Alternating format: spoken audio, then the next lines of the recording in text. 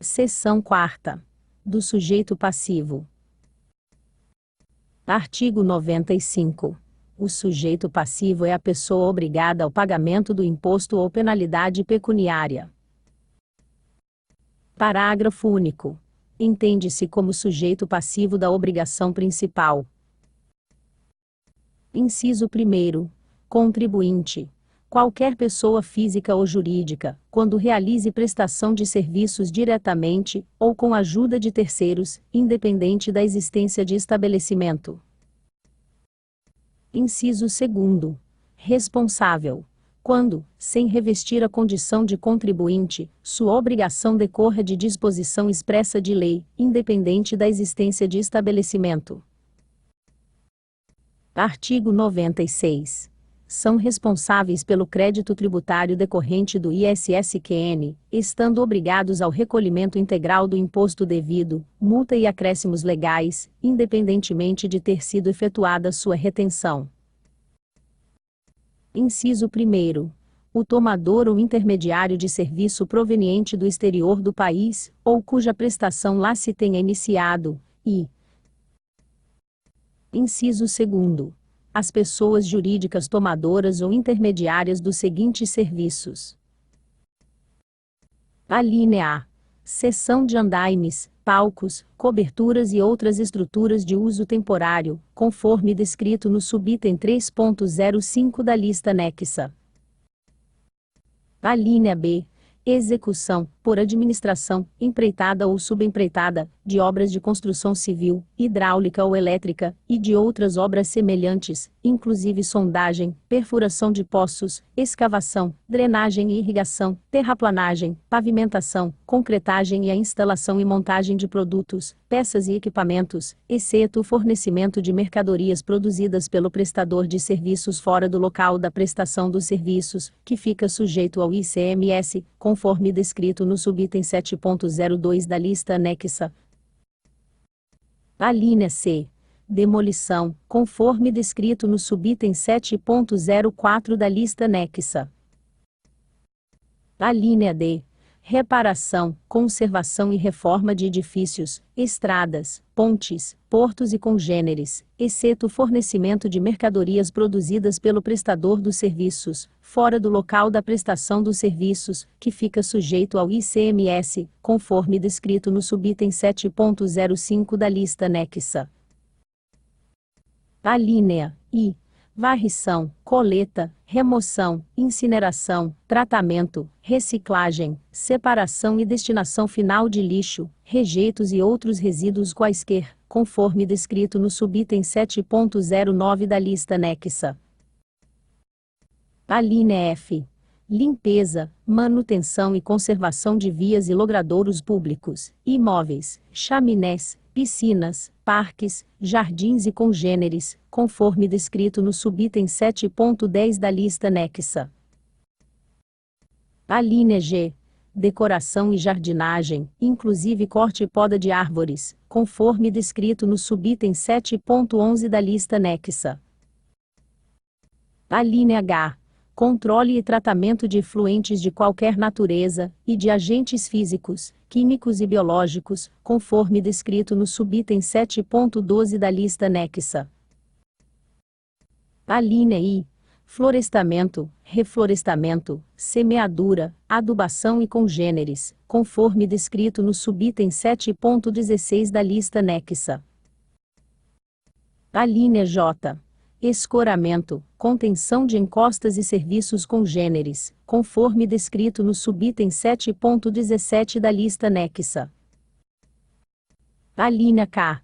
Limpeza e dragagem de rios, portos, canais, baías, lagos, lagoas, represas, açudes e congêneres, conforme descrito no subitem 7.18 da lista anexa. Alínea L. Acompanhamento e fiscalização da execução de obras de engenharia, arquitetura e urbanismo, conforme descrito no subitem 7.19 da lista anexa. Alínea M. Guarda e estacionamento de veículos terrestres automotores, de aeronaves e de embarcações, conforme descrito no subitem 11.01 da lista anexa. Alínea N. Vigilância, segurança ou monitoramento de bens e pessoas, conforme descrito no subitem 11.02 da lista anexa. Alínea U. Fornecimento de mão de obra, mesmo em caráter temporário, inclusive de empregados ou trabalhadores, avulsos ou temporários, contratados pelo prestador de serviço, conforme descrito no subitem 17.05 da lista anexa, planejamento, organização e administração de feiras, exposições, congressos e congêneres, conforme descrito no subitem 17.10 da lista anexa. Alínea Q. Serviços de coleta, remessa ou entrega de correspondências, documentos, objetos, bens ou valores, inclusive pelos Correios, e suas agências franqueadas, Corriere Congêneres, conforme descrito no subitem 26.01 da lista anexa. Inciso 3º. As pessoas jurídicas abaixo relacionadas, tomadoras ou intermediárias de todos os serviços da lista anexa. Alínea A. As companhias de aviação. Alínea B. As operadoras de turismo. Alínea C. As instituições financeiras. Alínea D. As sociedades seguradoras. Alínea I. As agências de publicidade e propaganda. Alínea F. Os órgãos da administração pública indireta da União e dos Estados. Alínea G. Os shopping centers, os condomínios e os loteamentos fechados. Alínea H. As empresas concessionárias, subconcessionárias e permissionárias de serviços públicos. Alínea I. Os hospitais. Alínea J. Os planos de saúde e demais pessoas jurídicas enquadradas nos subitens 4.22 e 4.23. Alínea K. As instituições de educação, de assistência social, filantrópicas ou beneficentes, os clubes sociais e esportivos, as entidades declaradas de utilidade pública sem fins lucrativos. Inciso 4º. As pessoas jurídicas tomadoras ou intermediárias de todos os serviços previstos na lista anexa, quando o prestador do serviço não for inscrito regularmente no cadastro de contribuintes do município, ou quando obrigado, deixar de emitir nota fiscal ou outro documento autorizado pelo município. Inciso 5º. O proprietário do imóvel, e o dono da obra, desde que sejam pessoas físicas, pelo imposto incidente sobre os serviços previstos nos subitens 7.02, 7.04 e 7.05 da lista anexa. Inciso 6º. As administrações públicas municipal, estadual e federal, diretas e indiretas, ficam responsáveis pela retenção na fonte do imposto incidente sobre todos os serviços tomados junto a terceiros, conforme dispuser as normas regulamentadoras. Parágrafo único. As retenções previstas nas alíneas A do inciso 3º e inciso V deste artigo, só serão obrigatórias, quando se tratar do imposto devido neste município. Artigo 97. Exclui-se da retenção na fonte, o imposto cujos prestadores de serviços gozem de imunidade, isenção ou de qualquer forma legal de não incidência, embora enquadrados nas condições previstas nesta seção. Parágrafo 1º. Os prestadores de serviços, que se enquadram no disposto deste artigo são obrigados a apresentar ao contratante dos serviços, a comprovação dessa condição, mediante certidão expedida pelo setor responsável deste município, sob pena de retenção do respectivo imposto. Parágrafo 2º. A fonte pagadora fica obrigada ao recolhimento do imposto, mesmo que, em se aplicando ao prestador disposto neste artigo, não tenha exigido a certidão, a que se refere o parágrafo anterior. Artigo 98. A retenção do imposto é obrigatória. Inciso 1º.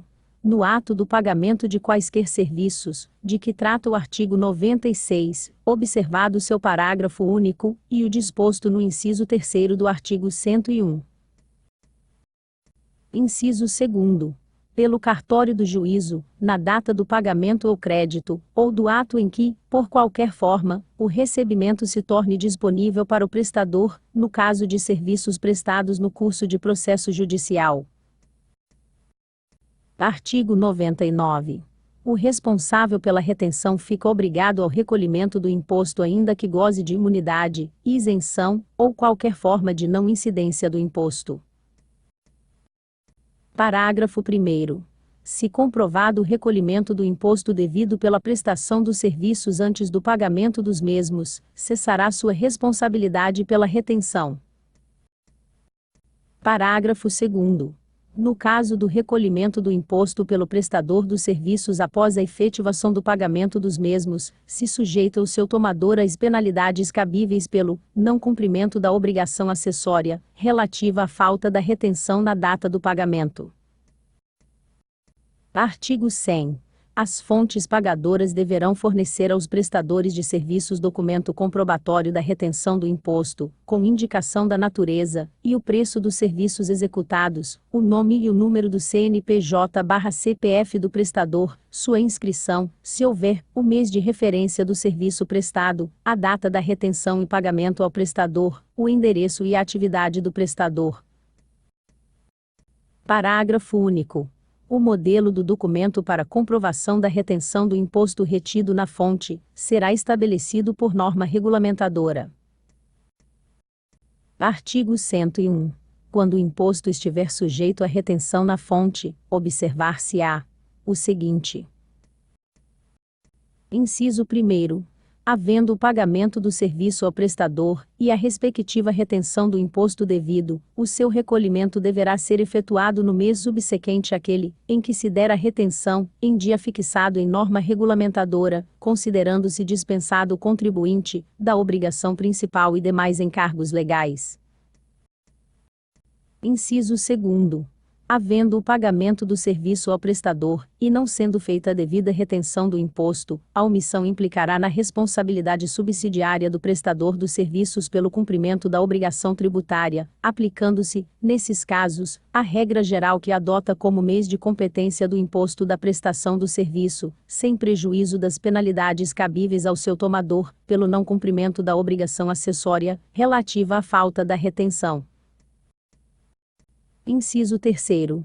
Prestado o serviço, e não havendo o respectivo pagamento até o segundo mês subsequente ao da sua prestação, o imposto deverá ser recolhido pelo seu tomador no mês imediatamente posterior àquele, em que se consumar o prazo acima referido, em dia fixado em norma regulamentadora, incidindo ainda, nessa hipótese, a responsabilidade subsidiária do prestador do serviço. Parágrafo 1º. Não havendo cumprimento do disposto no inciso 3º, aplicar-se-á a regra geral que adota como mês de competência do imposto, o da prestação do serviço, incidindo ainda, nesta hipótese, a responsabilidade subsidiária do prestador do serviço. Parágrafo 2º. Para os efeitos desta lei complementar, a responsabilidade do prestador dos serviços é subsidiária nos casos em que a Fazenda Pública Municipal adota como ordem de preferência para o lançamento e cobrança do crédito tributário, inicialmente a pessoa do tomador dos serviços, e, se esgotada essa possibilidade, supletivamente, a do seu prestador. Artigo 102. O não recolhimento da importância retida, no prazo estabelecido nas normas regulamentadoras, será considerado apropriação indébita, sujeitando-se o infrator às penalidades previstas nesta lei complementar. Artigo 103. São também responsáveis solidariamente. Inciso 1º. A pessoa física ou jurídica, pelo crédito tributário devido pelo alienante, quando venha a adquirir fundo de comércio ou estabelecimento prestador de serviços, na hipótese de cessação por parte deste na exploração da atividade. Inciso 2º. a pessoa física ou jurídica, pelo crédito tributário devido pelo alienante, até a data do ato, quando adquirir fundo de comércio ou estabelecimento prestador de serviços, e continuar a respectiva exploração, sob a mesma ou outra denominação ou razão social, ou sob firma ou nome individual, na hipótese do alienante prosseguir na exploração, ou iniciar dentro de 6 meses, a contar da data da alienação, nova atividade no mesmo, ou em outro ramo de atividade. Inciso 3º. A pessoa jurídica que resulte de fusão, transformação ou incorporação, pelo crédito tributário da pessoa jurídica já fusionada, transformada ou incorporada. Inciso 4º.